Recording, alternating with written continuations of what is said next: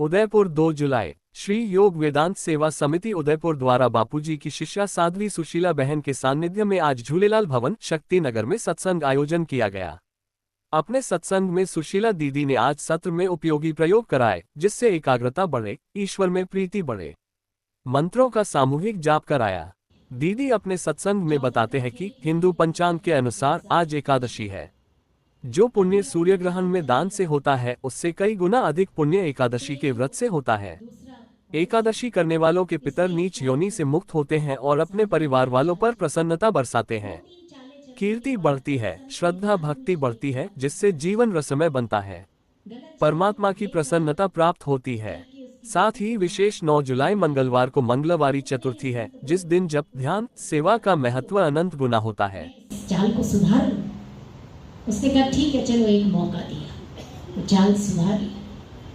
फिर 1-2 चालें चली, फिर संत ने जान के फिर से एक और चाल गलत चली। अब वो दोबारा से इनकी गोटी को मात देने ही वाला था, फिर बोल पड़े, अरे रुको रुको, गलती हो गई थी, मैं जरा इसे सुधार। तो तुरंत बड़ा से कहा एक मौका और।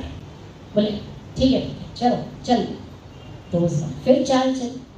2-3 चालों के बाद संत ने फिर से एक चाल गड़बड़ कर दी।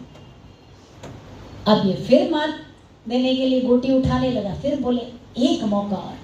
चिल्ला पड़ा, जब नहीं आता खेलना तो क्यों खेलने बैठे थे? किसने कहा था? खेलना तो ढंग से खेलो ना। तब संत ने सोचा ये सही समय है। संत बोले कि मैंने तो तीसरी ही चाल गलत करी और तुम किस तरह से रुष्ट हो गए, और तुम जो रोज रोज अपराध करते हो, परमात्मा कितनी बार तुम्हें क्षमा करेगा? वो दया की मूर्ति है, उदार हृदय, क्षमा करता है। लेकिन वही गलती बार बार दोहराओगे तो क्या होगा? आज योगिनी एकादशी है। इस निमित्त हमारे आश्रम की बहन सुशीला दीदी का सत्संग यहाँ उदयपुर में रखा गया है। हम सभी संत श्री आशाराम जी बापू के शिष्य हैं। बापूजी निर्दोष होते हुए भी उन्हें गलत तरीके से षड्यंत्र पूर्वक गिरफ्तार किया गया और पूरी तरह से मीडिया ट्रायल करते हुए उन्हें फंसाया गया है, सज़ा दी गई है, लेकिन वो निर्दोष हैं। बापूजी के अंदर रहने से लाखों लोग पीड़ित हो रहे हैं। आज भी बापूजी के अंदर रहते हुए भी आज भी हर आश्रम में कई कल्याणकारी कार्यक्रम चल रहे हैं। हम लोग निरंतर निर्बाध रूप से उनके साथ जुड़े हुए हैं। सत्संग और सेवा का कार्य नित्य प्रतिदिन चल रहा है। मेरा नाम शंकर तेजवानी है। श्री योग वेदांत सेवा समिति उदयपुर के अध्यक्ष हूँ। हमारे यहाँ डबोक में संत श्री आशाराम जी बापू का आश्रम है। वहाँ हर पूर्णिमा पर बहुत भीड़ पड़ती है। वहाँ गुरुदेव ने एक बड़ के पेड़ में शक्तिपात कर रखा है। वो दिन सन 2000 में किया था। कल 24 साल पूरे हो रहे हैं। तो कल सारा दिन हमारे आश्रम में उस बड़दादा की पूजा की जाएगी। सुबह 9 बजे महाआरती होगी, उसके बाद अन्य कार्यक्रम होंगे। उस बड़दादा पर जो भी व्यक्ति परिक्रमा करके मनोकामना बोलता है अपनी, उसकी मनोकामना ज़रूर पूरी होती है। और भी कई सेवा कार्य चल रहे हैं। आज योगिनी एकादशी है, आज सुशीला दीदी का सत्संग है। और देखो आप कितनी भीड़ पड़ रही है झूलेलाल भवन में। षड्यंत्रकारियों ने तो बहुत कुप्रचार किया है, लेकिन आप देखिए आज भी भीड़ कम नहीं हुई है।